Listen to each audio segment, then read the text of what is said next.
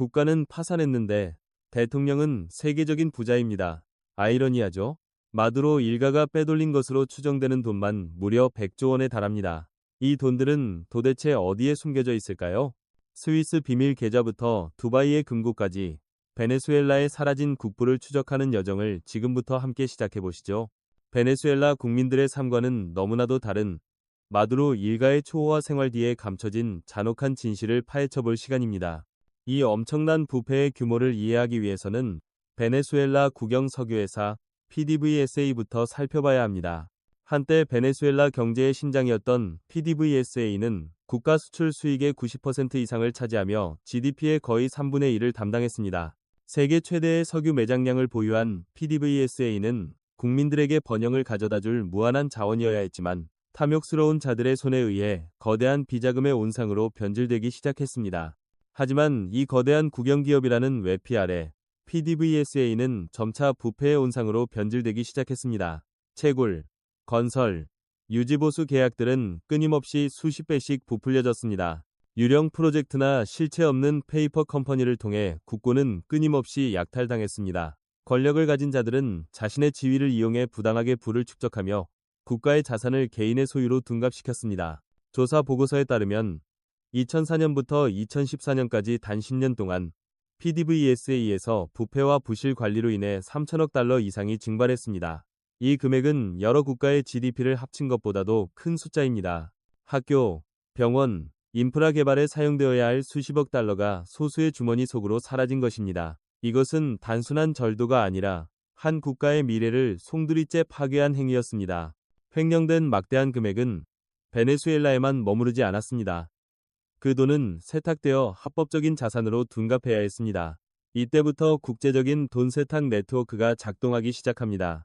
PDVSA의 자금은 조세 피난처의 수많은 페이퍼 컴퍼니를 거쳐 스위스, 파나마 등 여러 국가의 비밀은행 계좌로 옮겨졌습니다. 그들의 목표는 돈의 진짜 출처를 숨기고 검은 돈을 글로벌 금융 시스템 속 깨끗한 돈으로 탈바꿈시키는 것이었습니다. 이 복잡한 네트워크에서 핵심 인물로 떠오른 한 이름이 있습니다. 바로 알렉스 사브입니다. 마두로의 금고지기로 불리는 사브는 콜롬비아 사업가이지만 사실상 베네수엘라 정권의 비밀 요원이었습니다. 그는 수십억 달러의 국고를 해외로 빼돌리는 대규모 돈 세탁 작전을 조직하고 실행하는 역할을 담당했습니다.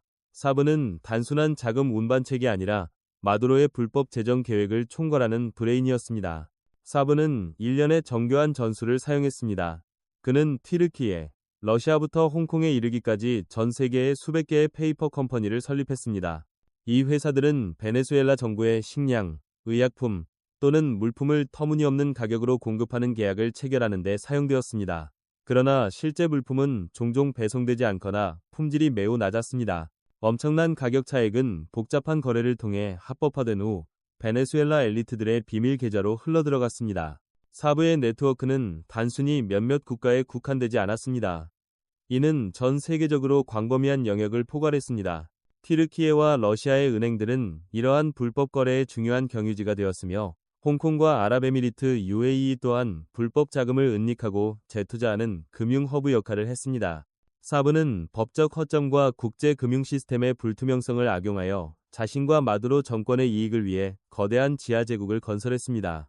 하지만 이러한 불법 행위는 영원히 숨겨질 수 없었습니다. 국제정보 및 수사기관들, 특히 미국 법무부가 이 사태에 주목하기 시작했습니다. 그들은 부패의 엄청난 규모와 그것이 베네수엘라 경제 및 지역 안정에 미치는 부정적인 영향을 깨달았습니다. 알렉스 사브를 포함한 마두로 정권과 관련된 개인들에 대한 경제 제재가 부과되기 시작하며 이 네트워크에 막대한 압력을 가가해졌습니다.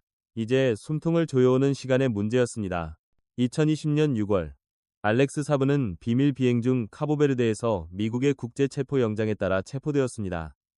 이 체포는 마두로 네트워크에 큰 타격을 주었습니다. 금고지기로서 사브는 돈 세탁 라인과 관련된 수많은 거래, 계좌, 그리고 인물들에 대한 정보를 가지고 있었습니다.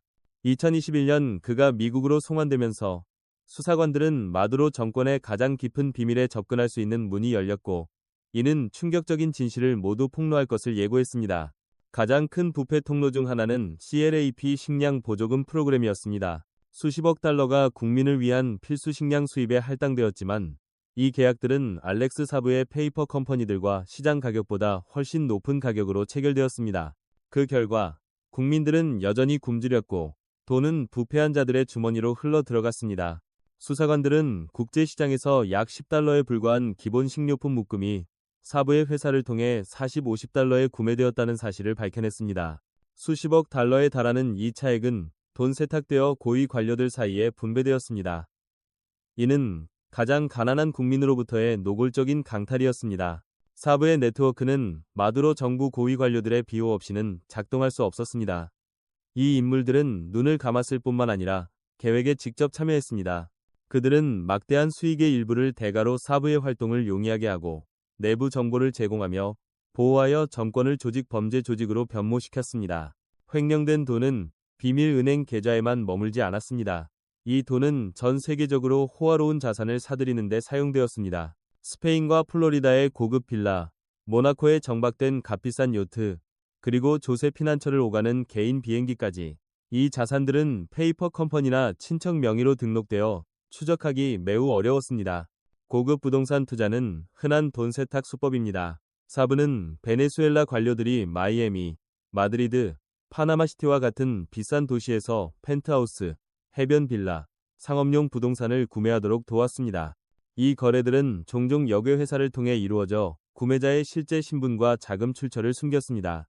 이는 자산을 은닉할 뿐만 아니라 검은 돈을 시간이 지나면서 가치가 상승하는 자산으로 바꾸는 것이었습니다. 수백만 달러에 달하는 요트, 값비싼 개인 비행기, 그리고 수많은 호화 빌라들은 베네수엘라 엘리트들의 부당한 부의 상징이 되었습니다. 베네수엘라 국민들이 궁핍한 삶과 씨름하는 동안 권력자들은 오랫동안 처벌받지 않고 횡령의 결과물인 호화로운 삶을 누렸습니다. 이것은 정의에 대한 모욕이었습니다. 금 또한 마두로와 사부의 돈 세탁 계획의 중요한 도구가 되었습니다. 베네수엘라에 대한 금융 제재가 가해지자 금은 비밀 경로를 통해 불법적으로 국가 밖으로 수출되어 해외에서 현금이나 다른 통화로 판매되었습니다. 튀르키예와 UAE는 베네수엘라 금의 주요 목적지가 되어 정권이 법을 회피하고 불법 활동에 자금을 계속 지원하는 데 일조했습니다. 최근 몇 년 동안 암호화폐는 제재를 회피하고 돈을 세탁하는 잠재적인 도구로 떠올랐습니다. 사부의 네트워크에서 암호화폐의 역할이 아직 완전히 드러나지는 않았지만 수사관들은 암호화폐가 거래를 숨기고 국경을 넘어 빠르게 자금을 이동시키는 데 사용되어 전통적인 금융기관의 감시를 피했고 이로 인해 추적이 더욱 어려워졌다고 믿고 있습니다. 민간 관료뿐만 아니라 베네수엘라의 일부 고위 군 관계자들도 밀수 및 돈 세탁 활동에 연루된 것으로 알려져 있습니다. 국경과 운송 경로를 통제하면서 그들은 금, 마약 및 기타 상품의 불법적인 이동을 용이하게 하여 막대한 이익을 얻었고 이는 국가의 안정과 안보를 더욱 약화시켰습니다. 흔적을 숨기기 위해 사부의 네트워크는 복잡한 중개인 및 명의 대여자 시스템을 활용했습니다. 이들은 종종 친척이나 가까운 동료들로 회사를 등록하고 은행 계좌를 개설하며 거래를 실행하는 데 사용되어 수사관들이 도난당한 자산의 실제 소유자를 파악하는 것을 거의 불가능하게 만드는 두터운 연막을 형성했습니다. 부패는 단순한 종이 위의 숫자가 아닙니다. 그것은 베네수엘라 국민의 삶과 죽음입니다. 국가 의료 시스템은 완전히 붕괴되었습니다. 병원은 의약품, 장비, 심지어 의료 인력조차 부족했습니다. 수많은 사람들이 치료 가능한 질병으로 목숨을 잃었습니다. 그들의 생명을 구할 돈이 도난당했기 때문입니다. 교육 시스템 또한 비극을 피할 수 없었습니다. 학교는 황폐해지고 교사는 부족했으며 학습 자료는 없었습니다. 베네수엘라의 한 세대 아이들이 교육받을 권리를 박탈당하고 더 나은 미래를 건설할 기회를 잃었습니다.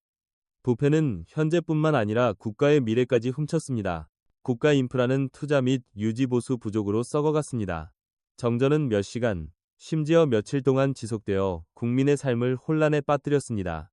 깨끗한 물은 사치가 되었고 도로는 움푹 패여 있어 이동과 물품 운송에 어려움을 겪었습니다. 한때 부유했던 베네수엘라는 이제 가장 기본적인 필요조차도 충족하기 위해 고군분투해야 합니다. 초인플레이션은 베네수엘라의 볼리바르를 가치 없게 만들었습니다. 국민들은 가장 기본적인 물건을 사기 위해 돈가방을 들고 다녀야 했지만 그마저도 가격은 시간마다 치솟았습니다. 그들의 임금과 저축은 빠르게 침식되어 수백만 명을 극심한 빈곤으로 몰아넣었습니다. 이것은 부패와 부실 관리의 직접적인 결과로 인한 인재 경제 위기였습니다. 경제 붕괴와 보조금 횡령으로 인해 굶주림은 베네수엘라의 가혹한 현실이 되었습니다. 아이들은 영양실조에 걸리고 어른들은 야위였으며 많은 가족들이 남은 음식물을 찾아 하루하루를 버텨야 했습니다. 한때 모든 국민을 먹여 살릴 수 있었던 국가의 부는 소수에게 강탈당했고 수백만 명의 사람들이 생사의 갈림길로 내몰렸습니다. 빈곤과 절망을 견디지 못하고 수백만 명의 베네수엘라 국민들이 더 나은 삶을 찾아 고향을 떠나 이웃 국가로 망명해야 했습니다. 이는 라틴 아메리카 현대사에서 가장 큰 이주 위기 중 하나였으며 수천 가구를 파괴하고 수용국에 큰 부담을 주었습니다. 한 세대 전체가 전 세계로 흩어져 슬픔과 상실감을 안고 살아가게 되었습니다. 법치주의와 경제의 붕괴와 함께 베네수엘라의 범죄율은 급증했습니다. 범죄 조직들이 활개를 치고 강도, 납치, 폭력이 일상적인 현실이 되었습니다. 국민들은 두려움 속에 살아가며 정부의 보호를 더 이상 믿지 못했습니다. 한때 안전했던 나라는 이제 세계에서 가장 위험한 곳 중 하나가 되었습니다. 국민들의 정부에 대한 신뢰는 완전히 무너졌습니다. 그들은 사회주의 혁명이라는 약속이 단지 거대한 부패 시스템의 외피에 불과하며 소수의 집단만 부유하게 만들고 나라 전체를 비참하게 만들었음을 깨달았습니다. 이러한 불신은 베네수엘라 사회에 깊은 상처를 남겼고 회복 과정을 그 어느 때보다 어렵게 만들었습니다. 국영 석유 산업의 남용과 방치는 경제적 손실뿐만 아니라 심각한 환경 파괴를 초래했습니다. 버려진 시추선과 누출되는 송유관은 광범위한 환경 재앙을 일으켜 생태계와 지역사회 건강에 영향을 미쳤습니다. 베네수엘라의 풍부한 천연자원은 소수의 탐욕 때문에 착취되고 파괴되었습니다. 이것이 베네수엘라의 냉혹한 현실입니다. 한쪽에는 국민의 피땀 어린 돈으로 쌓아올린 엘리트들의 끝없는 사치가 있고 다른 한쪽에는 수백만 명의 극심한 빈곤, 굶주림, 절망이 있습니다. 부의 격차는 단순한 경제 문제가 아니라 사회에 탈아터진 상처이자 부패의 파괴적인 영향에 대한 강력한 고발입니다. 엄청난 부패와 정교한 돈 세탁 활동에 맞서 미국 재무부는 마두로 네트워크에 대항하는 선봉기관이 되었습니다.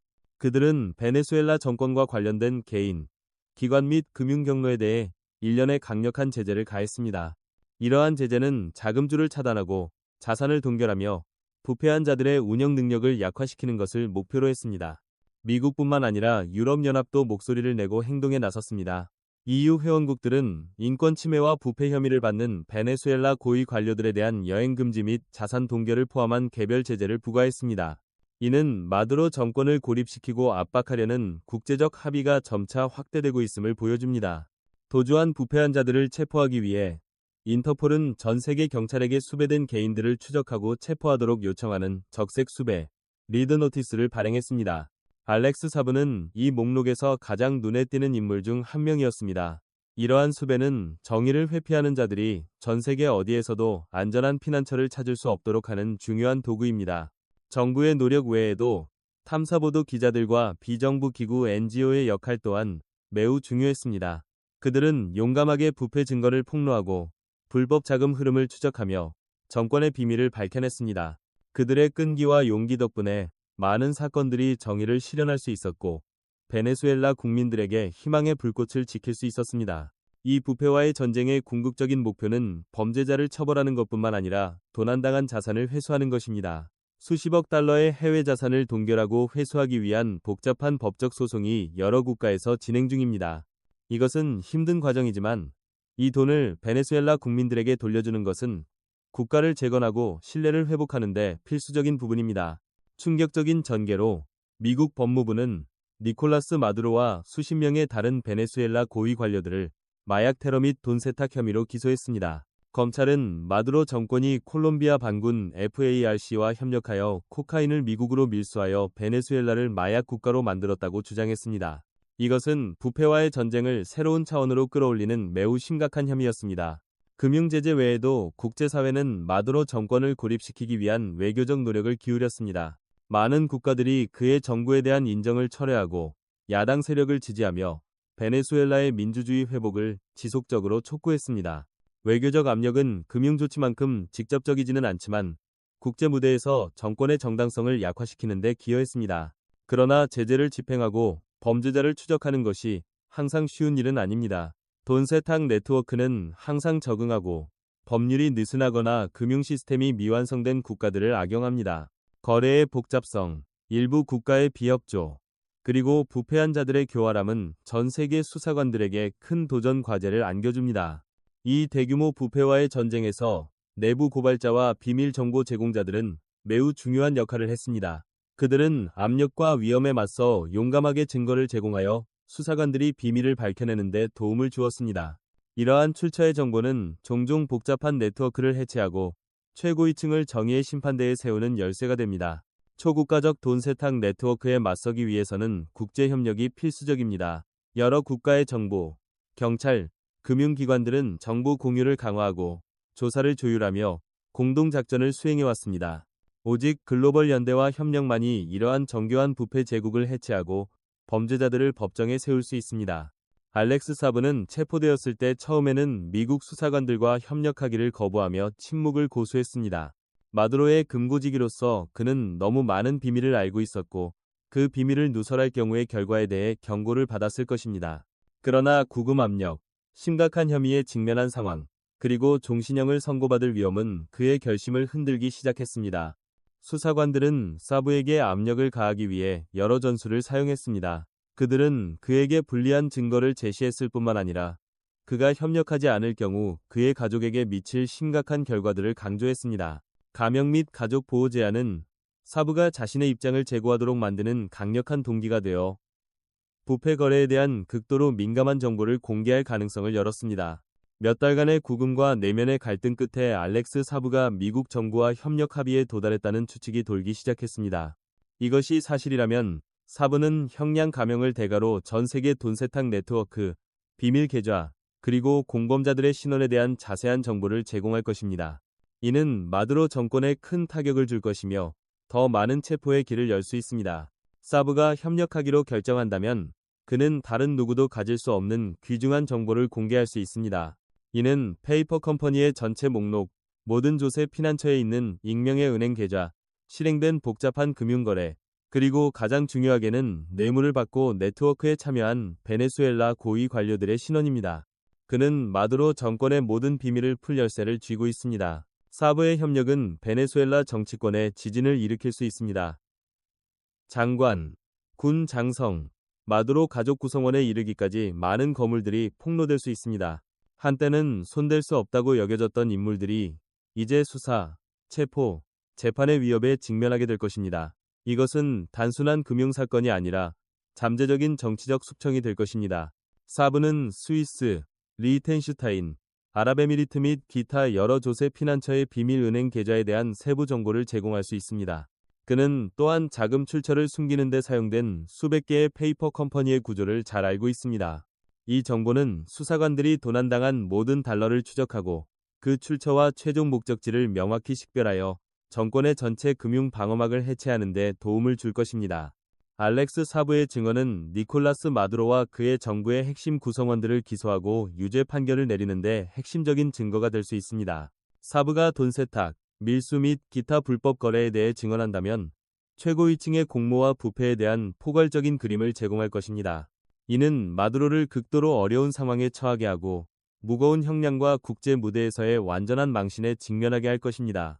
사브가 협력하고 가치 있는 증거를 제공한다면 그는 더 가벼운 형량, 심지어 미국 정부의 보호를 받을 수도 있습니다. 그러나 마두로와 공범자들에게는 공개 재판, 장기 징역형, 그리고 모든 부당한 재산 몰수가 기다리고 있을 수 있습니다.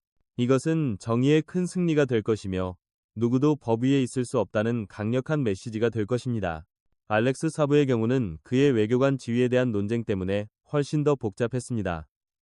마두로 정부는 사브가 외교관이므로 법적 면책 특권을 가진다고 주장했습니다. 그러나 미국은 이 주장을 반박하며 그를 돈 세탁 범죄자로 간주했습니다. 사브의 지위를 둘러싼 법적 싸움은 그의 운명과 그가 쥐고 있는 비밀 모두에 영향을 미치는 긴장된 외교 및 법적 전투가 되었습니다. 사브의 증언이 수십억 달러의 도난당한 자산을 성공적으로 회수하는 결과를 낳는다면 이는 베네수엘라에게 중요한 전환점이 될 것입니다. 이 돈은 국가를 재건하고 의료 및 교육 시스템을 복구하며 인프라를 수리하고 절망에 빠진 국민들에게 구호를 제공하는 데 사용될 수 있습니다. 긴 여정이겠지만 자산 회수는 베네수엘라가 부패의 잿더미 위에서 다시 일어설 수 있는 희망의 빛입니다. 알렉스 사브가 핵심 인물이지만 그가 마두로의 부패 네트워크와 관련된 유일한 인물은 아닙니다. 장관, 주지사부터 가까운 사업가에 이르기까지 수많은 다른 개인들이 불법 거래를 통해 막대한 부를 축적했습니다. 추가 조사를 통해 혁명 정권 하에서 급속히 부유해진 이 볼리가르이들의 신원과 범죄가 드러날 수 있습니다. 마두로 정권의 존속은 쿠바와 같은 국제동맹국의 지원을 받았습니다. 이러한 긴밀한 관계는 정치적 지원에 그치지 않고 마두로가 권력을 유지하고 제재를 회피하는 데 도움을 주는 불투명한 금융거래와도 관련이 있을 수 있습니다. 이 부패 네트워크에서 동맹국들의 역할을 밝히는 것은 글로벌 범죄의 전모를 완전히 이해하는 데 중요한 단계입니다. 볼리바르 혁명이라는 명목 아래 새로운 볼리가르의 계층이 등장했습니다. 이들은 정부와의 관계를 이용해 부당하게 부를 축적했습니다. 그들은 산업을 통제하고 막대한 자산을 소유하며 사치스러운 생활을 즐겼습니다. 반면 대다수의 베네수엘라 국민은 빈곤에 허덕였습니다. 이들을 밝혀내고 처벌하는 것은 사회 정의를 회복하는 데 필수적입니다. 부패한 고위 관료들을 기소하고 유죄 판결을 내리는 것은 특히 법률 시스템이 취약한 국가에서는 엄청난 도전입니다. 이 과정은 엄청난 시간, 자원, 그리고 끊임없는 인내를 요구합니다.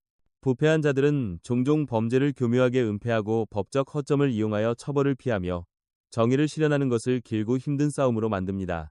부패가 만연한 상황 속에서도 베네수엘라 야당은 진실을 밝히고 정의를 위해 끊임없이 노력했습니다. 그들은 보고서를 발표하고 시위를 조직하며 국제사회의 지원을 모색했습니다. 많은 위험과 압력에 직면했음에도 불구하고 그들의 목소리는 투명하고 민주적인 베네수엘라에 대한 희망을 계속 타오르게 하는 중요한 동기부여였습니다. 부패와의 전쟁이 성공하고 자산이 회수되더라도 베네수엘라의 경제 회복의 길은 여전히 길고 험난할 것입니다. 이 나라는 전체 인프라를 재건하고 투자자들의 신뢰를 회복하며 석유에 대한 의존도를 벗어나 경제를 다각화해야 합니다. 이것은 강력하고 투명한 리더십과 전 국민의 단결을 요구하는 거대한 도전입니다. 베네수엘라의 부패와의 전쟁은 단순히 한 국가의 이야기가 아닙니다. 그것은 투명성, 책임성, 그리고 법치주의의 중요성에 대한 전 세계적인 경고입니다. 모든 부패 행위는 돈을 훔칠 뿐만 아니라 신뢰를 파괴하고 민주주의 기관을 약화시키며 수백만 명에게 고통을 안겨줍니다. 따라서 이 싸움은 모든 인류에게 도덕적 명령입니다. 아직 갈 길이 멀지만 민주적이고 투명한 베네수엘라에 대한 희망은 꺼지지 않았습니다. 부패와의 전쟁은 민주주의 기관을 복원하고 언론의 자유를 보장하며 공정한 선거를 조직하기 위한 더 넓은 투쟁의 일부입니다. 베네수엘라 국민이 자유롭게 지도자를 선택할 수 있을 때만이 진실과 정의의 기반 위에서 국가를 재건하는 과정을 진정으로 시작할 수 있을 것입니다. 베네수엘라 이야기는 모든 사람에게 행동을 촉구하는 메시지입니다. 부패와의 싸움은 몇몇 국가나 기관만의 책임이 아니라 전 세계 공동체의 책임입니다. 우리는 협력을 강화하고 지식을 공유하며 더욱 투명한 시스템을 구축하여 베네수엘라와 같은 비극적인 이야기가 전 세계 어디에서도 다시는 반복되지 않도록 해야 합니다. 이것은 모두를 위한 더 공정한 미래를 위한 전쟁입니다. 베네수엘라의 이야기는 부패의 끔찍한 대가와 그것이 한 국가에 미치는 파괴적인 영향에 대한 가슴 아픈 경고입니다. 그러나 그것은 또한 회복력, 정의를 위한 끊임없는 투쟁, 그리고 희망에 대한 이야기이기도 합니다. 진실을 밝히고 자산을 회수하는 모든 진전은 베네수엘라가 다시 일어서 번영할 수 있는 미래를 위한 한 줄기 빛을 밝히는 것입니다.